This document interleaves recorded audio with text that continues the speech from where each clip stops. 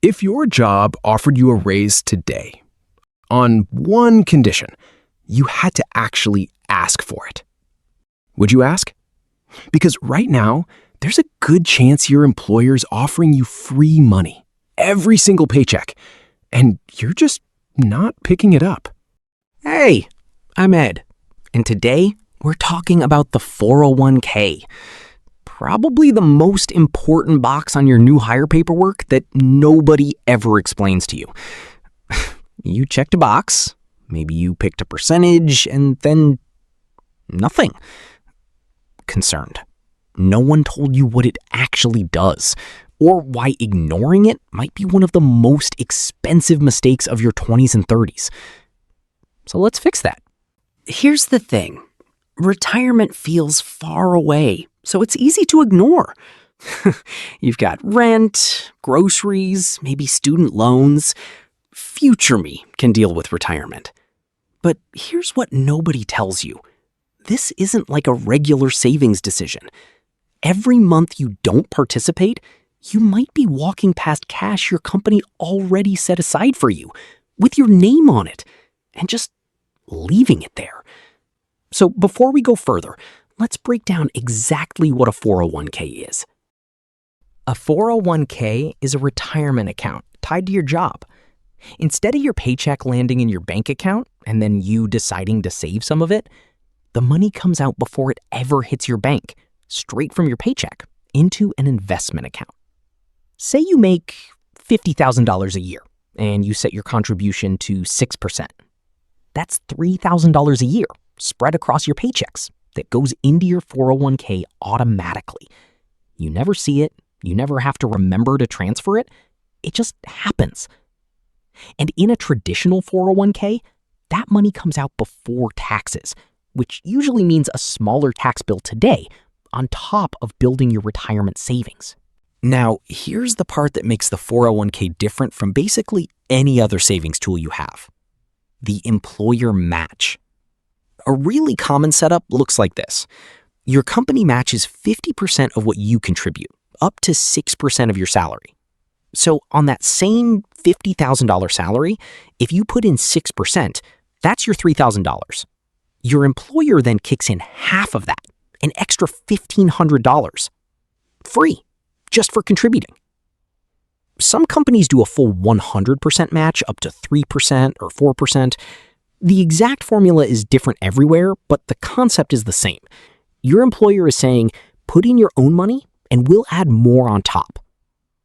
If you don't contribute enough to get the full match, you're not being frugal. You're literally telling your employer to keep money that was already earmarked for you.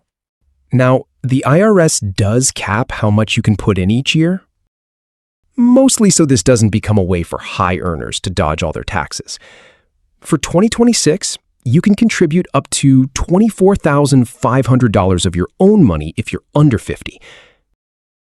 If you're 50 or older, you get a catch-up contribution, which brings your limit up to $32,500. And if you're between 60 and 63, there's an even bigger catch-up, up to $35,750 total. That limit is just what you put in from your paycheck. The employer match sits on top of that, up to a separate combined limit, $72,000 total between you and your employer for 2026. For most people early in their career, hitting that ceiling isn't the issue. The issue is not putting in enough to get the free match in the first place. Here's a wrinkle a lot of people don't find out about until it's too late. Vesting. Your own contributions are always 100% yours from day one. That part's simple. But the employer match? That can come with strings attached, called a vesting schedule. A common setup is what's called graded vesting. You might own 20% of the match after year 1, 40% after year 2, and so on until you're fully vested, meaning you own 100% of it, usually around year 4 or 5. Some companies use cliff vesting instead, where you own 0% of the match until you hit a certain point, like your 3-year anniversary. And then boom, you're 100% vested all at once. So if you leave a job after 18 months, you might walk away with only a fraction of the match your employer put in.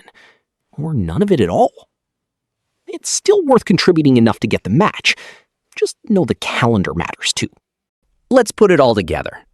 You contribute a percentage from every paycheck before taxes. Your employer often matches part of that. Real money, added on top. The IRS caps how much can go in each year, and the match might vest gradually, not instantly. That's the whole shape of it. So, what do you actually do with this? Here's the simple version. Step 1, find your plan documents, usually through your HR portal or a provider like Fidelity, Vanguard, or Empower, and look up your match formula. It'll say something like matches 50% up to 6%. Step 2, set your contribution percentage to at least whatever number gets you the full match. Not more than you need for that necessarily, just at least that much. Step 3, check your vesting schedule so you know how long you need to stay to keep the full match if you're weighing a job change. Step 4, once the match is covered, if you can do more, look at increasing your contribution over time. A lot of plans let you set an auto increase of 1% a year, so it goes up without you having to think about it. Mistake number 1, not contributing enough to get the full match. This is the one that stings the most, because it's not a market risk, it's not a bad investment pick, it's just money sitting there, unclaimed, because a form never got adjusted. If your company matches up to 6%, and you're only putting in 3%, you are giving up half of the free money on the table every paycheck, permanently. That's not a small oversight. Over a career, that can add up to tens of thousands of dollars you never see. Mistake number 2, cashing out your 401k when you switch jobs.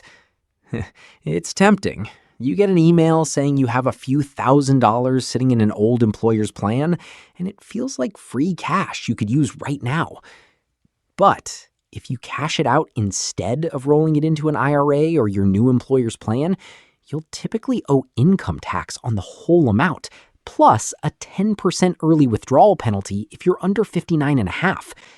So that $5,000 you thought you were getting might actually land you $3,500 or less after taxes and penalties, and you've erased years of potential growth on top of it. Rolling it over instead takes maybe 15 minutes and keeps the whole thing intact and still growing. Here's the moment I want you to actually sit with. The employer match isn't a bonus, and it isn't a perk. It's part of your compensation. It was already factored into what your job is worth. The only difference between you getting it and not getting it is whether you contribute enough to unlock it. Not contributing to get the match isn't saving money by skipping it. It's the same as leaving a chunk of your paycheck on the table and walking out the door without it right now. Let's recap. A 401k pulls money from your paycheck into a retirement account before taxes. Your employer often matches part of what you put in. And if you don't contribute enough, you don't get that match. Full stop. For 2026, you can put in up to $24,500 of your own money if you're under 50, more if you're 50 and up. The match might vest gradually, so check your schedule before you job hop. And if you leave a job, roll your 401k over. Don't cash it out. Look, nobody's asking you to become a financial expert overnight.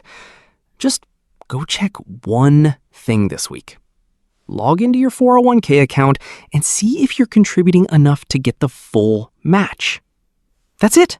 That's the whole assignment. If this helped, subscribe to Adult Ed Explains. Next time, we're breaking down what an IRA actually is and whether you need one on top of your 401k. See you then.